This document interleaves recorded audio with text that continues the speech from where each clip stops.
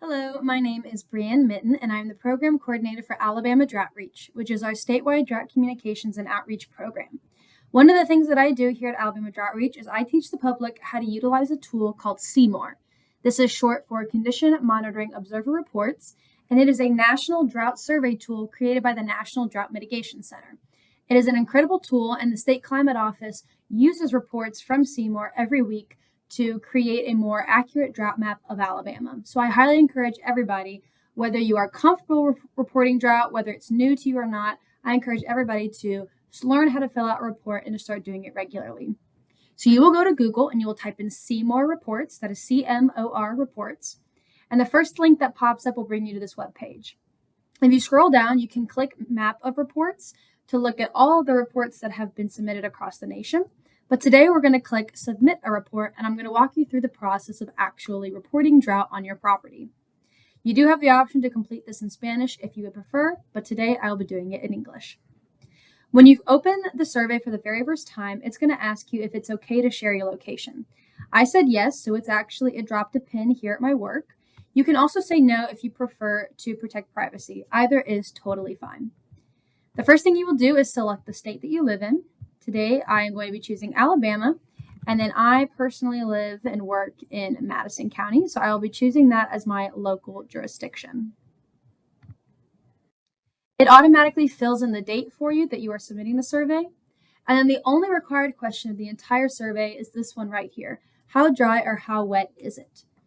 Now, if you're new to answering this question, I really like that CMOR offers a little bit of description about how you can know whether something is severely dry or normal or severely wet. So here in Madison County, as of today, which is September 11th, 2024, we are actually in a pretty severe drought. And so I'm either going to choose severely dry or moderately dry. But when I read the two descriptions, I see that one of the big differences is that severely dry is often associated with areas that are under mandatory water restrictions, whereas moderately dry refers to areas that may have a voluntary water use restriction. So we are seeing a lot of impacts to our pastures and our crops and to our overall plants, but we haven't had any voluntary water use restrictions yet. So I'm just going to keep us at moderately dry for today. The rest of the questions on the survey are completely voluntary and completely optional. I'm going to fill out a few just to show you what they mean. So how many years of experience do you have with conditions in this specific area? So I've only lived in Alabama for 3 years, so I'm going to choose less than 5. Have I ever seen conditions like this in the past? I have seen conditions like this at least once, and that was in the fall of 2023.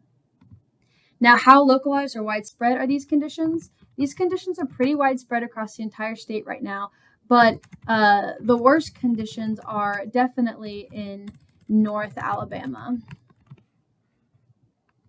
Now you see that there are a lot of options for drop-down menus. When you click these, you're going to see a lot of options pop up. Again, these are completely optional. I think for a lot of folks here, since you guys work with Alabama Water Watch, there's going to be 3 areas that are going to be of interest to you. This first one is reporting normal or wet conditions. So even though this is a drought report, it is also great to know when conditions are normal or when conditions are wetter than normal. So under here, you might notice that there's more standing or flowing water in the area that you're monitoring. You also might note other things, like if you noticed more insects or water-loving wildlife around your monitoring sites. Another area that could be useful to y'all is this option to report public and community health impacts. And that's because if you scroll down to the bottom, there is an option to click increased algal blooms. So if that's something that you notice, feel free to choose that option as well. The area that is most going to pertain to Water Watch is this freshwater fish impact.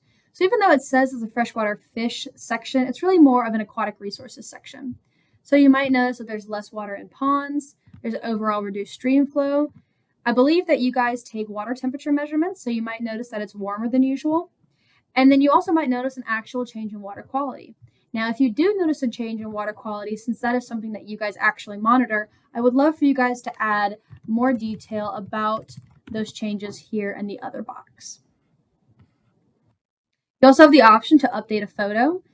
This is completely optional, although the photos are a really great way for the State Climate Office to actually visualize localized drought impacts. So I do encourage everybody to take a photo, at least one if you have the time.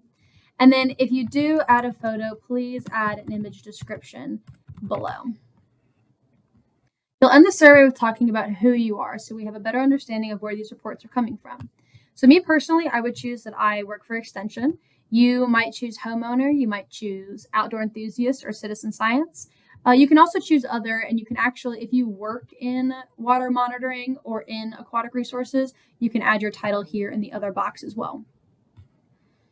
And finally, you have these last three questions are your display name, your name, and your email. Your display name is public. So this shows up on the public map of all the reports being submitted around the nation. So you can use your real name if you want, but they often prefer that you use some kind of a code name. So right here they have North Dakota Rancher 07. So remember that this name will be public, and you will use the same display name every time you submit a report.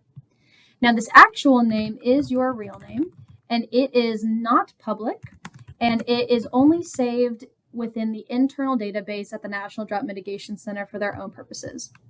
And then lastly, your email. Your email, once again, is not public. It is just saved internally by the National Drought Mitigation Center. So once you've completed everything that you want in the survey, you will click submit. I will not be doing that today because there are things in the survey that do not necessarily pertain to me since it was an example. But once you click submit, you'll have a new window pop up that says thank you for submitting a CMOR report. If you ever have any questions or you need any help, feel free to reach out to me at drought@auburn.edu.